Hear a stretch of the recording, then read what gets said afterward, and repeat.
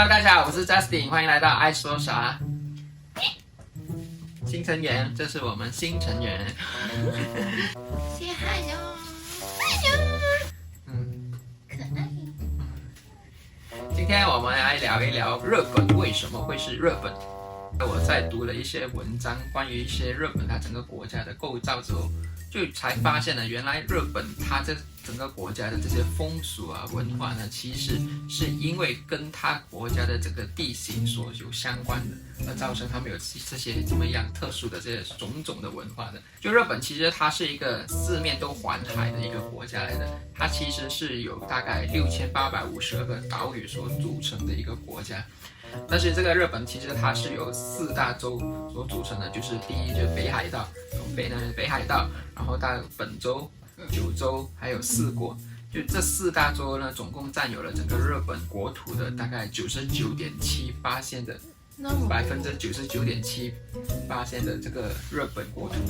在日本的这些国土里面呢，有75%是属于山地丘陵地带，整个山林的覆盖率非常的高。那这些是非常是不能够拿来做农耕的，所以整个日本呢，它只有大概11%的土地呢是拿来做成农耕所作用的。然后再加上呢，整个日本呢，在这个世界的地图，它的所处的位置呢是非常的特殊的。日本呢，它这个国家是处于在欧亚、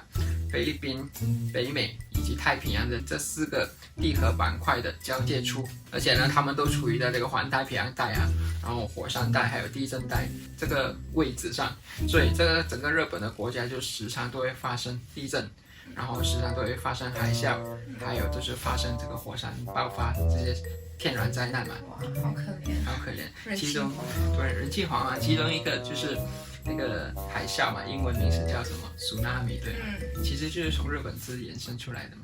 就英文 Tokyo 不是，就tsunami其实是日语来的。哦，就是英文只是借用了他们这个词，而且整个日本他们是拥有全球最多的活火山的一个国家，就他们有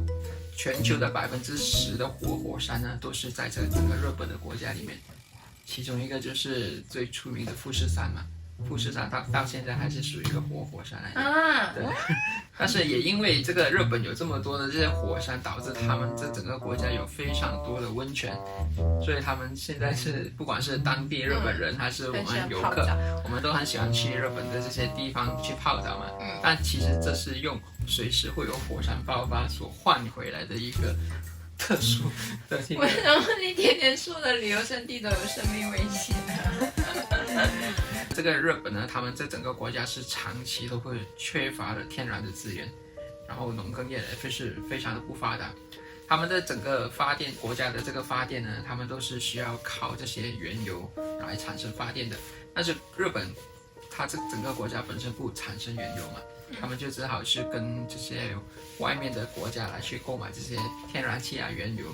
他们曾经政府是想要就是针对这个问题就找一个解决办法，他们是想要用这个核电厂来代替这个原油来给这个发电厂发力的。可是呢，因为这个刚才我说的日本它时常发生地震，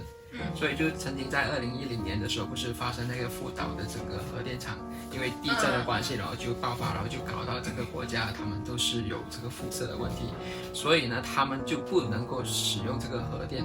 来去代替原油去为这个发电厂给发力嘛。辐射。对，那这个日本曾经在这个美治天皇的时代呢，但是那时候的天皇就想到我们要去侵略别的国家，占领他们的这些资源，就台湾啊、韩国啊，然后中国的东北那一边都曾经一度的是被日本所占领的。然后后来直到世界第2次大战的时候呢，他们好像打上瘾，他们连这些东南亚国家，包括马来西亚、印尼这些地方也是被他们攻占的嘛。会上瘾的吗？就他们的那个野心已经不再单纯的只是为要去拿到这些天然资源了，而更多的是想要变成一个真正的帝国。攻打完了这些东南亚国家之后呢，这个整个日本并没有因为他们占领了这么多的国家而变成资源很丰富，所以那时候的日本呢就产生了一个更勇敢的想法，就是去攻打美国，所以就有那个珍珠港被攻打的事件嘛，美国。但是到最后呢，这整个日本呢都还是以在第2次世界大战战败来作为结局。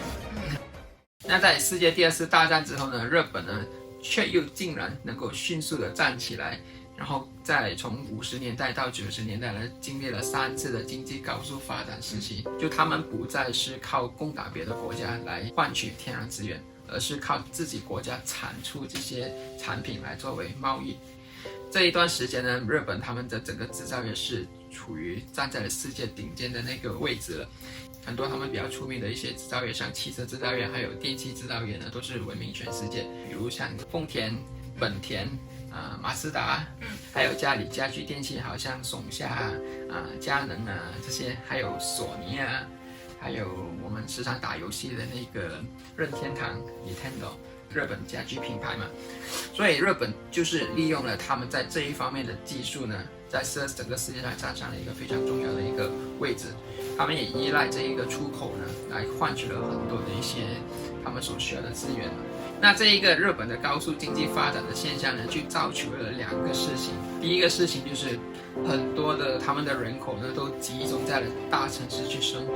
所以能够看到就是日本在他们的主要几个城市，它的人口密度是非常的密集的，对吧？你知不知道在东京呢，他们总共是有3800万的人口，就是它总共有大约整个日本的1/3的人口都居住在东京，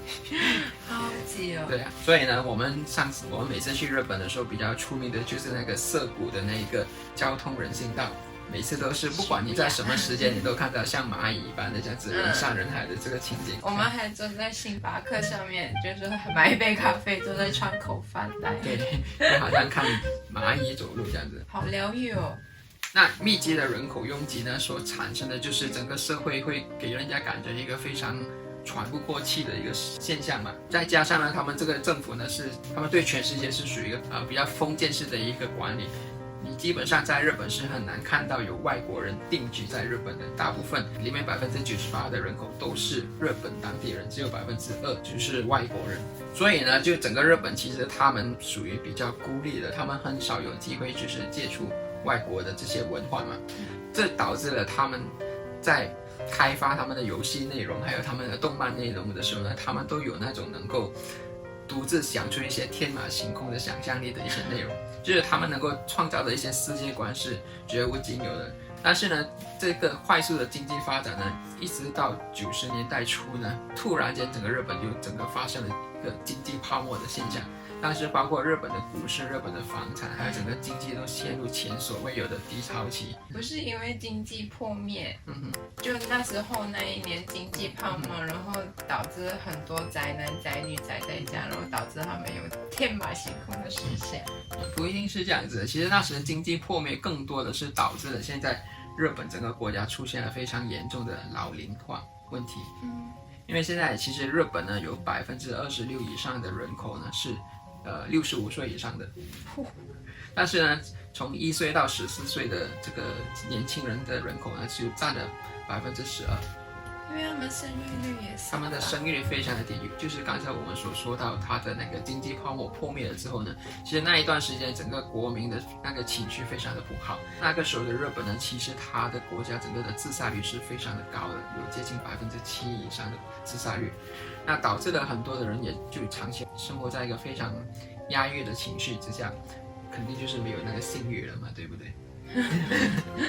再加上呢，就是因为这个经济泡沫，然后很多的家庭他们面临很多的财政压力，所以他们都更不愿意去拥有小孩，就是生小孩。那日本这么严重的这个老龄化问题呢，有专家呢就预测到2050年的时候呢，日本现在的人口将会是减半的。而且近年来呢，这整个日本他们都极力的在这个发展他们的机器人的科技。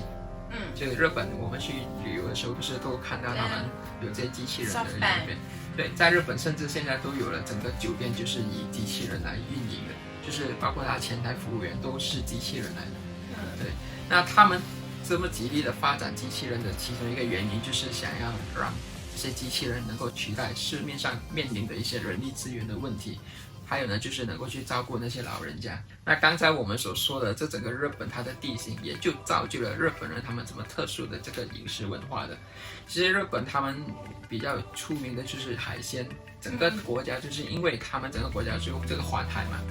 他们能够有的就是他们可以吃到很多新鲜的海鲜，所以整个日本他们那个主力市场是全球最大的这个卖鱼的市场嘛。对，还是要竞标价格买鱼，对啊，买海鲜。对，而且呢，因为整个国家他们这个农耕业是非常的不发达嘛，唯一他们能够自己种到能够供给全国人民所需要的分量的呢，就是大米，其余的像蔬菜啊、水果啊、肉，日本都是要去从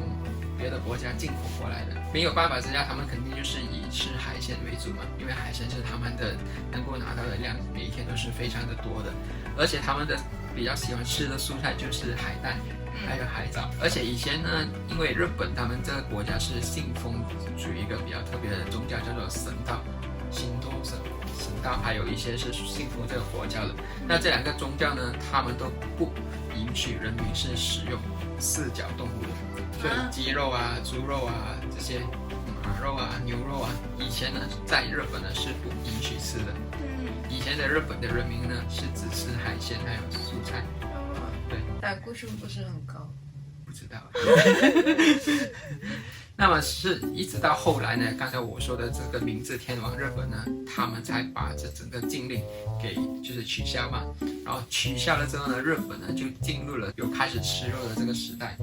那他们就开始培养了一种叫做非常独特的和牛。那讲到这个日本和牛呢，其实就跟日本其他的这些农耕业是其实都一样的。就你去到日本的话，你如果说是水果，其实也是属于一个奢侈品。那其实像我们这种观光客，我们去到日本的话呢，我们比较惊讶的就是时常都能够看到日本人能够种出一些特别大颗的葡萄，特别甜的哈密瓜。对啊。然后他们的蔬菜也是特别的大颗的那种感觉，而且他们吃的东西都特别有季节性的嘛，因为他们的这个鱼，像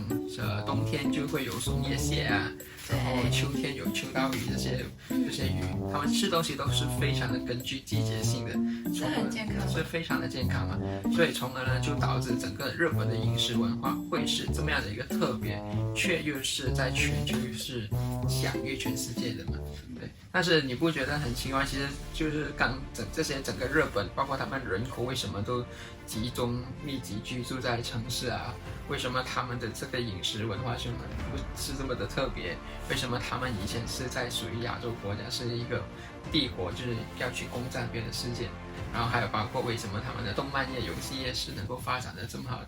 种种竟然就只是因为跟他们国家的地形有关。因为日本他们的这个特殊的地形，而形成了日本他们这整个国家这几千年来发展的历史，都是围绕着这样子的一个因素才发展出来的今天的日本。我说我想去日本，我想念日本了。我也想要去。